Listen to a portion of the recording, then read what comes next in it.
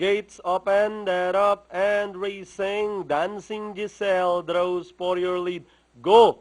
Army is right behind in second, then running on the outside. Santeria, Trinity dance as they race towards the half-mile pole. Dancing Giselle in command.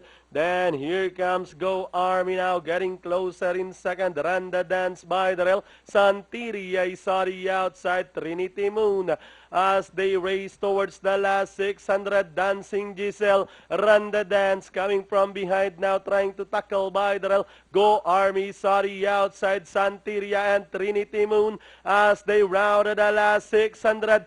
Dancing Giselle, Go! Army moving up on the outside, throwing a challenge as they race at the last 450.